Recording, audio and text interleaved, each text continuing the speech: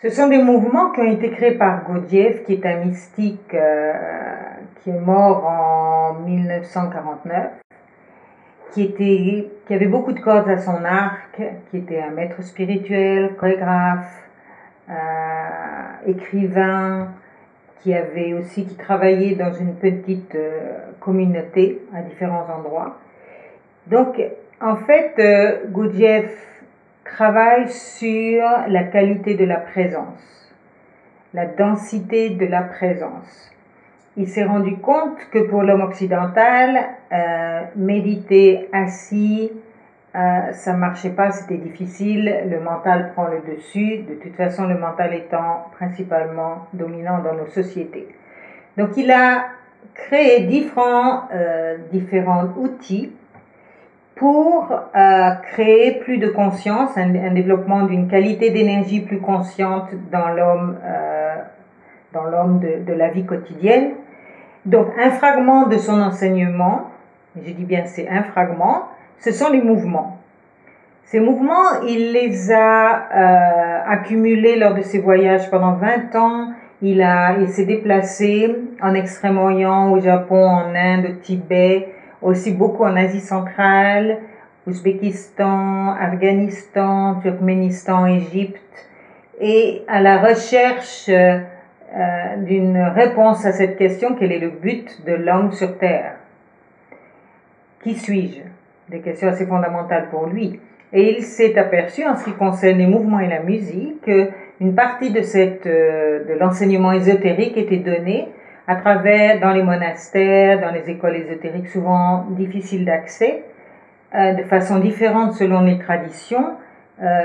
Cet outil était utilisé pour développer la conscience de l'être humain.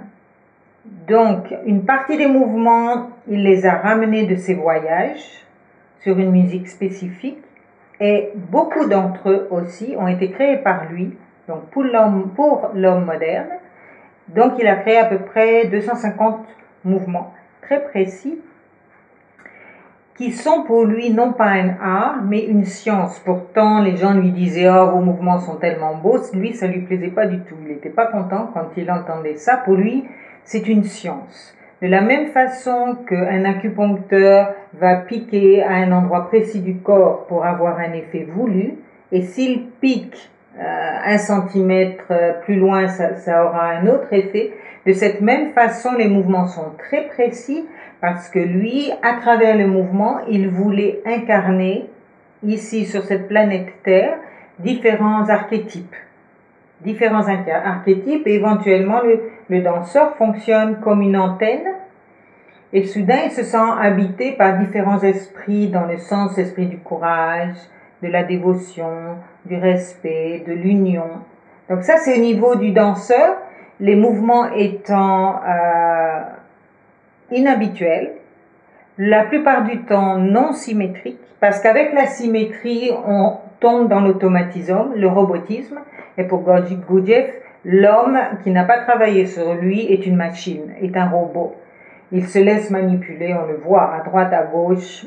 Il n'est pas maître de ses actions, de ses sentiments et de ses pensées. Le mental nous amène aussi là où on ne veut pas forcément aller, de même les émotions qui nous submergent. Donc, comment devenir maître dans les 3 centres? C'est un point. Maître de ses actions, de ses sentiments, de ses pensées. Et s'unir.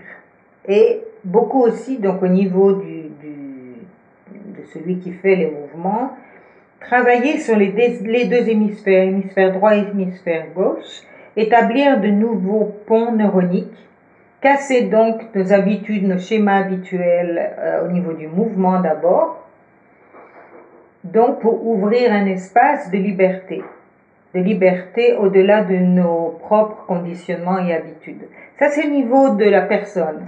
Ensuite, il disait aussi que dans les mouvements, on retrouvait des lois universelles qui gouvernent l'univers. Il a nommé par exemple, ce serait trop long d'en parler, la loi de 3, de la triade, la loi de 7, la loi de l'octave. Et aussi, donc pour celui qui connaît, il peut relire et retrouver des lois universelles à travers les mouvements. C'est un langage où chaque position signifie quelque chose. Et on peut voir quand nous, on pratique les mouvements, par exemple. Quand je commence à habiter cette position-là, je ressens un certain espace intérieur. Si après je prends cette position-là, c'est un tout autre espace qui se révèle. Si je prends ça, c'est encore un autre espace. Donc, les mouvements agissent à différents niveaux. Mais ils sont tellement inhabituels qu'ils forcent l'attention ici dans le moment.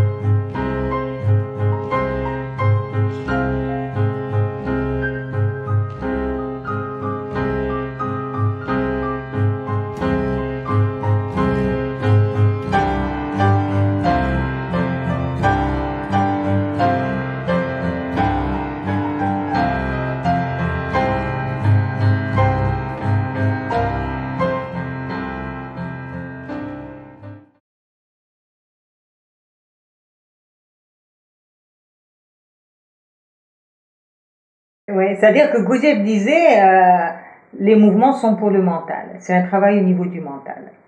On penserait les mouvements c'est au niveau du corps. Bon, il y a une certaine coordination du corps, bien sûr, mais on voit que notre ennemi à être ici et maintenant, c'est le mental. C'est le mental qui nous emmène. Donc, ces mouvements... C'est ces fameux automatismes, habitudes dont tu parlais. Exactement. Au niveau, on fonctionne beaucoup au niveau automatique de l'énergie. Hein, alors que on a un niveau sensitif, on a un niveau conscient, on a un niveau créatif qui sont de plus en plus élevés. Oui, donc finalement, c'est pas du tout ésotérique, finalement, ce travail. C'est vraiment pour tout le monde. Pragmatique. Parce que nos habitudes et nos automatismes, c'est quelque chose qu'on expérimente tous les jours, non? C'est ça que j'aime dans ce travail. En réalité, on le sait bien, hein, souvent, de se débarrasser de nos habitudes, quoi. Oui. Et donc, ce travail permet d'ancrer quelque chose à l'intérieur? Ben oui, c'est ce que j'aime dans ce travail, c'est que c'est vraiment enraciné dans la terre. C'est enraciné dans la terre, mais ça te permet d'être élevé de plus en plus, on dirait dans le royaume spirituel, mais c'est pas vraiment séparé matériel spirituel. Pour Gurdjieff, c'est un. C'est simplement avoir accès à un autre niveau de vibration. Les vibrations plus grossières étant celles de la matière, et j'ai pas du tout de connotation péjorative, et de plus en plus fine, tu t'élèves aussi à l'intérieur de soi. Donc, on répète les mouvements. C'est vrai qu'ils sont pas faciles. Bon, il a créé des mouvements qui étaient plus faciles. Il a créé des mouvements qui étaient très complexes. Et bon, bien sûr, dans l'enseignement, on ajuste toujours le niveau des difficultés au groupe que l'on a en face de soi. Peu à peu, tu apprends à regarder ton corps à la fois de l'intérieur et à la fois comme si tu voyais, comme si tu te tenais derrière toi. Et donc, tu crées une distance et en même temps que tu crées une distance, c'est paradoxal, mais tu crées aussi une intimité de plus en plus profonde. Tu ressens de plus en plus subtilement toutes les différentes sensations qu'il y a dans le corps. L'équilibre, le poids, la légèreté. Tu observes aussi comment, quand tu pratiques des mouvements, des émotions comme. Alors les émotions, elles peuvent venir de toi, de ta subjectivité, peut-être parce que tu n'y arrives pas tout de suite et tu deviens frustré, ou peut-être parce que tu arrives et la joie monte. Et il y a aussi des sentiments et des émotions qui viennent du mouvement lui-même, qui ne sont pas subjectifs. qui viennent du mouvement, les mouvements sont créés pour amener un certain feeling, un certain sentiment. Donc ce sentiment, si tu veux, c'est plus grand que toi, ça vient pas de toi, tu le reçois à partir du mouvement. Et tu l'observes.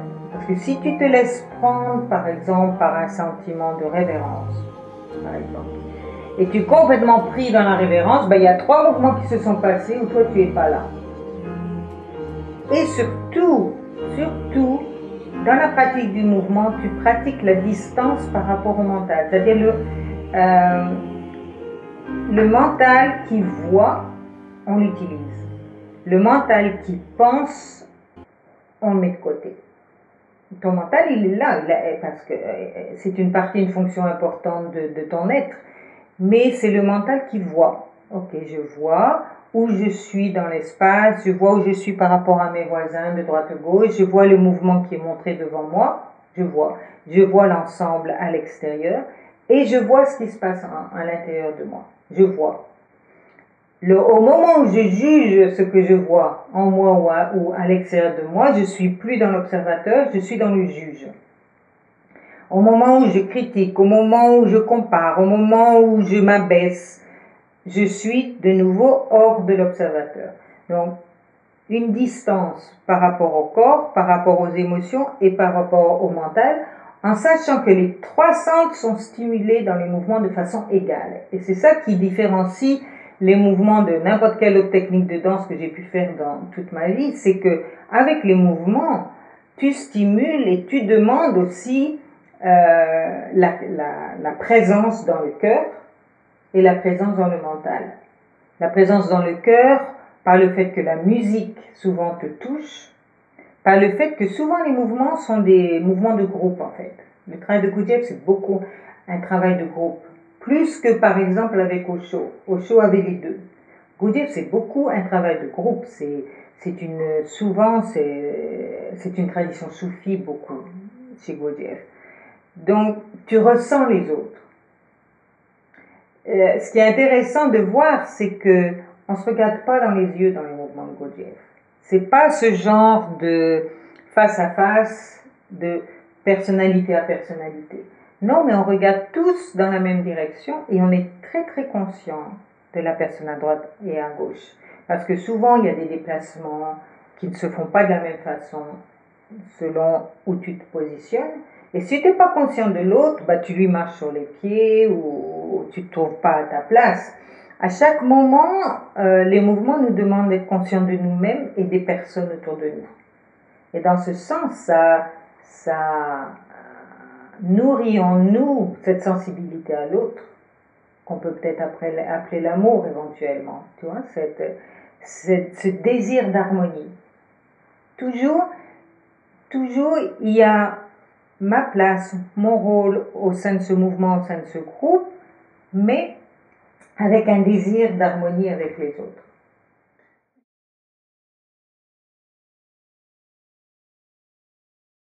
Oui, on a fait à Paris et au Moulin d'Andé, qui est à l'ouest de Paris. C'était les dernières représentations qu'on faisait avec Alain Kremski, un pianiste extraordinaire qui actuellement est mort 20 jours après notre dernière représentation avec lui. Et c'est vrai que si le public est assez réceptif, cela veut dire silencieux. Et dans l'immobilité quelque part, il peut recevoir les vibrations qui viennent du groupe. Parce que ce qu'il faut se rappeler, c'est que quand tu danses, non seulement tu stimules ta propre force, tes efforts personnels qui sont nécessaires, c'est vrai, mais tu reçois aussi le champ de force du groupe. Tu le reçois. Et encore plus grand que ça, le champ de force du mouvement et de l'enseignement de Gurdjieff. Donc tu n'es plus seul en fait. Bien sûr, l'effort est individuel, l'effort est aussi beaucoup collectif. Et le public ressent ça. Le public, il peut bénéficier de ça, être nourri par ses impressions. Les mouvements sont des impressions, c'est une nourriture. Gurdjieff parle des 3 nourritures, tu sais, la nourriture qu'on mange, la nourriture du corps, il y a l'air qui est la seconde nourriture, et la troisième, c'est les impressions. Et il insiste sur l'importance de savoir en fait sélectionner les impressions. Souvent, on se laisse happer par des impressions qui sont destructives. On regarde la télé, on ne fait pas attention à ce qu'on regarde, un film, un coup de feu, des meurtres, etc. Mais ça, c'est des impressions qui te détruisent. On peut ne pas en être conscient, mais c'est ce qui se passe. Donc par les mouvements, on essaie, pourquoi on partage les mouvements comme ça en public? Pour donner au monde un peu d'impression positive et nourrissante.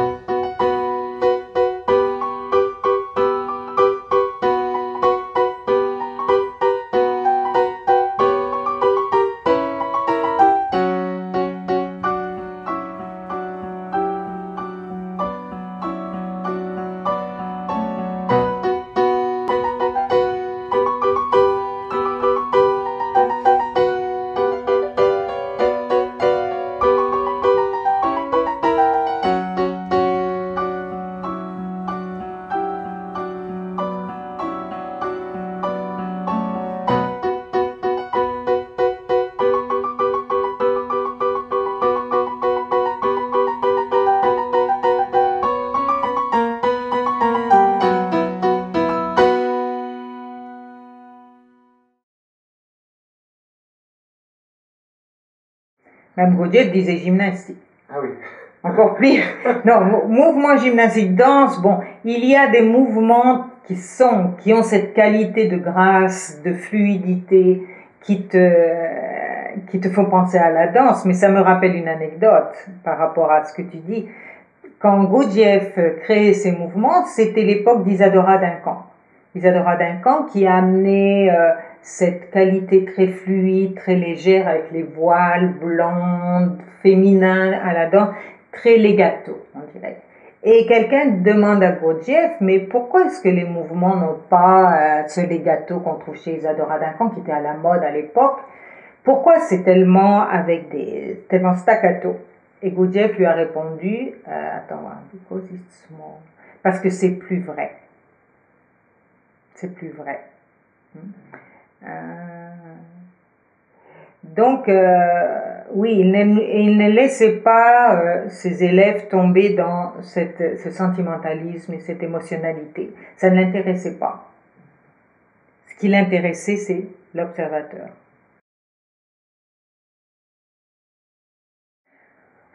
Quelqu'un à la fois exigeant et incroyablement aimant. Quelqu'un qui pouvait donner l'impression d'être sérieux et en même temps avec énormément d'humour. C'est les témoignages qu'on en reçoit et aussi ce qu'on peut ressentir dans les mouvements. Les gens nous disent des mouvements, mais c'est sérieux. C'est pas vrai. Une fois que tu entres dans les mouvements, tu vois qu'il y a un humour pas possible dans ces mouvements. Tu vois. Mais c'est subtil. Il faut entrer dedans. Il ne faut pas regarder à première vue. Et c'est vrai que son chemin à Gurdjieff, ce sont pour les gens courageux. Mais il y a aussi une loi. Au plus tu donnes, au plus tu reçois.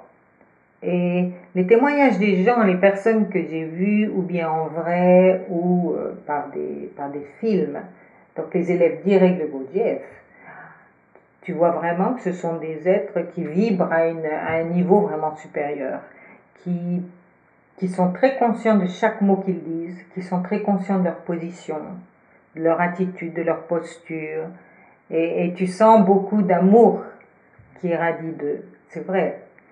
Beaucoup d'écoute. J'ai eu l'occasion de rencontrer Peter Brook, Kupchanski, Alexander Salzman, qui étaient quand même des gens qui ont beaucoup été sous l'influence de Gurdjieff et de Madame de Salzman, par exemple pour Peter Brook. Et j'ai été tellement touchée par la qualité de leur écoute. Par la qualité. On peut ne pas être d'accord sur tous les points. On n'est pas d'accord sur tous les points, mais il y a un respect et une écoute quand on échangeait ensemble. Et je suis sortie de cet échange, je volais, j'étais à 2 mètres au-dessus du sol parce que j'avais été nourrie d'une qualité d'écoute et que Gurdjieff et Madame de Salzman, qui était son élève principal, ont transmis. On voit que ce sont des gens qui appliquent dans leur vie quotidienne ce qu'ils ont lu ou les exercices donnés. Ils les appliquent et on voit la répercussion dans la vie quotidienne. Et c'est ça qui est important dans les mouvements. On n'apprend pas les mouvements juste parce que oui, ça nous remplit de joie, de beauté, de grâce. Oui, ça nous développe une connexion avec le corps, mais surtout quand on sent que ça a un effet dans ma vie quotidienne. Comment, par exemple, je peux me rappeler au milieu d'un trafic jam. Comment on dit trafic jam? Comment on dit trafic jam? Un embouteillage. Un embouteillage. Je suis dans un embouteillage. Je vois par exemple le man qui commence à être exaspéré, la frustration, et j'ai un rappel. Et je me dis, ok, je vais commencer, je regarde ma respiration par exemple, ou j'emploie une technique pour ne pas me perdre dans l'événement extérieur, mais pour garder un lien avec l'intérieur. Ça, je l'ai appris dans les mouvements.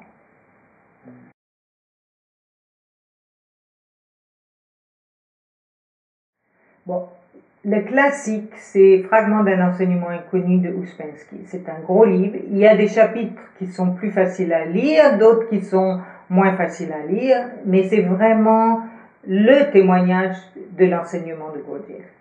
Après, un livre, je dirais, plus ésotérique, un peu plus doux peut-être, et profond, c'est le livre de Madame de Salzman, mais ça n'existe qu'en anglais, The Reality of Being, la réalité de l'être, qui est pour moi la Bible.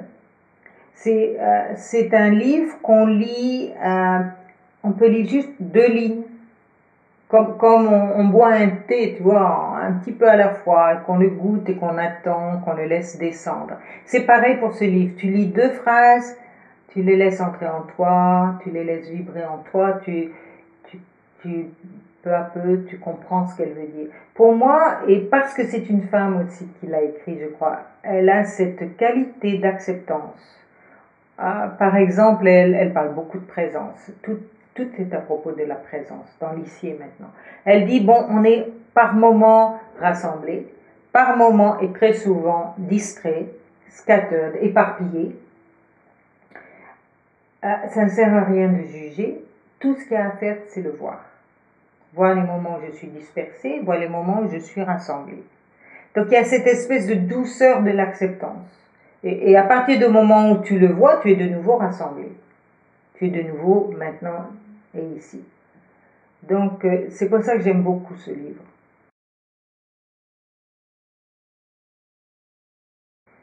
C'est le travail de toute ma vie. Tu vois, Osho, c'est mon maître. Je l'ai rencontré en 78. Ça a été l'amour à première vue. Osho a continué de me guider et c'est lui qui m'a demandé de commencer à enseigner les mouvements de Gurdjieff. J'avais entendu parler de Gurdjieff à travers Osho, qui en parle très souvent. Et donc peu à peu d'entrer dans ce chemin des mouvements de Gurdjieff. Et maintenant, la façon dont on enseigne avec Chetan, c'est un peu la synthèse, enfin on ne peut pas dire la synthèse, mais la collaboration de ces 2 maîtres ensemble, Gurdjieff et Osho. Et c'est une recherche continue et très chouette d'amener la vision d'Osho à côté de la vision de Gurdjieff.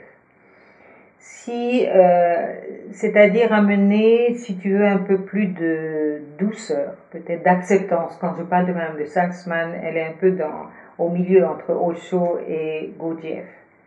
Parce que le travail de Gurdjieff a pu, peut-être à tort, être vu comme trop exigeant, un peu coupé des émotions. Et alors que, bon, c'est pas ce que Gurdjieff voulait, je crois pas, mais ça a été vu un peu de façon très masculine. Beaucoup de transmissions d'élèves de Gurdjieff étaient des hommes, en fait, où ils ont plus manifesté l'enseignement à travers des livres, des interviews que les femmes. Et Osho amène peut-être l'équilibre avec une vision peut-être à la fois masculine et féminine de l'enseignement et du travail, un peu plus humoristique. Par exemple, Osho n'appelle pas le travail son enseignement, Gurdjieff l'appelle le travail. Osho d'ailleurs s'en est un peu moqué gentiment. Oui, plus ludique, un peu moins sérieux mais sincère. Chez Osho, il y a le Zorba le Bouddha. Il y a Zorba le Bouddha. Donc c'est vrai que Zorba... Gurdjieff, c'est beaucoup de Bouddha. Des fois, par rapport à ce que tu disais tout à l'heure, éparpillé, ça peut être un peu le Zorba finalement. Oui. Oui, mais en sachant que si on comprend bien et si on a vraiment vécu ce que demandait Osho, c'était aussi très exigeant. Ça commençait à 6 heures du matin avec une méditation dynamique et ça finissait le soir à 10 heures avec Gauri Shankar. Il faut aussi comprendre que le travail d'Osho était aussi... c'est un travail, en fait, mais les deux, c'est un travail à la fois basé sur l'effort et le non-effort. C'est-à-dire au départ, dans les mouvements, je reviens au mouvement. Au départ, il y a un effort. On se voit disperser et on revient. On se voit disperser et on revient. Parce que le mouvement nous rappelle à nous-mêmes. Et puis, il y a un moment, une transition qui est importante, où soudain, on regarde, c'est le corps qui fait, ce n'est plus nous qui faisons, c'est le mouvement qui nous fait. On ne crée pas le mouvement nous crée. Le mouvement nous structure. Gurdjieff parle de la structuration du deuxième corps, qui est le corps de conscience à l'intérieur. Et peu à peu, c'est un moment magique où tu vois ton corps qui bouge sur la musique, tu vois les autres bouger avec toi, tu vois le musicien, tu vois l'espace, tout est là. Et ça semble être sans effort. Tu es comme possédé. Tu es alors vraiment l'antenne, le bambou à travers lequel la musique se joue. Et tu participes à une œuvre qui est plus grande que toi, qui est l'œuvre manifestée à travers le mouvement. Et dans l'air, tu ressens une atmosphère différente. La réalité devient différente.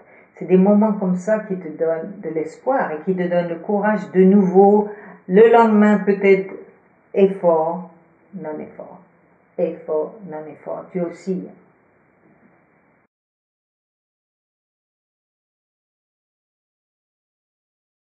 Oui, bien sûr.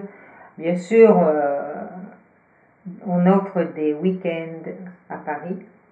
Enfin, en ce moment, c'est un peu en retenue, mais normalement, souvent en studio Mikadance, au centre de Paris.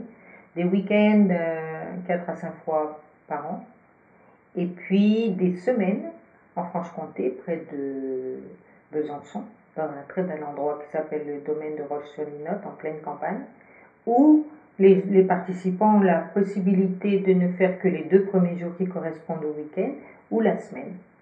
Et c'est vraiment, oui, au départ, c'est bien de commencer par un week-end et après vous voyez si ça correspond à ce que vous recherchez ou pas. En sachant quand même que les premiers groupes sont les plus difficiles. Je ne vais pas faire peur, mais c'est un nouveau vocabulaire, c'est un nouveau travail, donc c'est un peu plus difficile au départ, parce qu'on perd toutes ces illusions par rapport à soi-même. Hein. On se dit, mais je pensais que j'étais connectée avec mon corps, puis là, je comprends pas, j'y arrive pas. Mais en sachant aussi que l'atmosphère est là pour soutenir, sans juger, pour aider, pour soutenir, et en fait, tout le monde en sort nourri, tu vois. Donc, c'est bien de commencer par un stage plus court, en sachant que ça ira mieux après. Non. Vraiment, tout le monde peut le faire. Hein, tout le monde. Il y a juste une chose qui est nécessaire, c'est cette soif de s'observer. Parce que les mouvements, c'est un outil pour s'observer. Donc si je veux vraiment savoir, mais qui suis-je, mais comment est-ce que je fonctionne, mais pourquoi je me trouve toujours attrapée par les mêmes choses et prise dans les mêmes considérations intérieures. Il y a cette question, cette soif de liberté, je dirais, d'être libre de soi-même, de nos conditionnements, de nos préjudices, de nos limitations, de notre prison dans laquelle on vit. Gurdjieff disait, vous vivez en prison. Si j'ai cette envie, ce désir de liberté en moi, alors je peux explorer cet outil-là et voir si ça... Et c'est ça qui nous unit, en fait, tous les participants.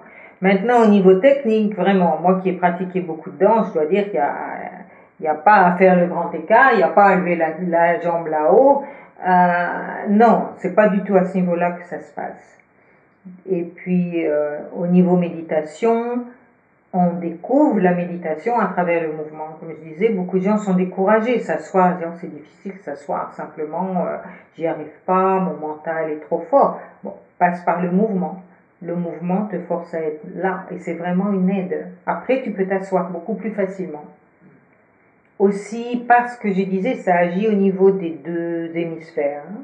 Il y a beaucoup de mes amis, peintres, sculpteurs, musiciens, qui disent « mais c'est incroyable, depuis que je fais les mouvements, ma créativité, mon improvisation est beaucoup plus riche. » Alors qu'on penserait que les mouvements étant très précis, les mouvements sont très précis, on pourrait penser que ça nous limite. Au contraire, tu vois, en tant que danseur, en tant que peintre, en tant que sculpteur, tu as des gestes, des visions que tu n'avais pas avant. Non, c'est vraiment, c'est ouvert à toute personne qui se cherche, à tout chercheur, je dirais. Indépendamment de son niveau, des personnes me disent je ne suis pas un danseur, je suis pas vraiment coordonné, bah, très bien, c'est exactement ce qu'il te faut, tu vois. Mais il y a besoin d'une certaine soif.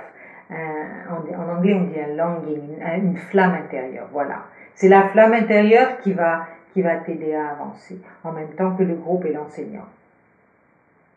Merci Amio. Avec plaisir. Merci Kiran d'être venu chez nous et de faire l'interview.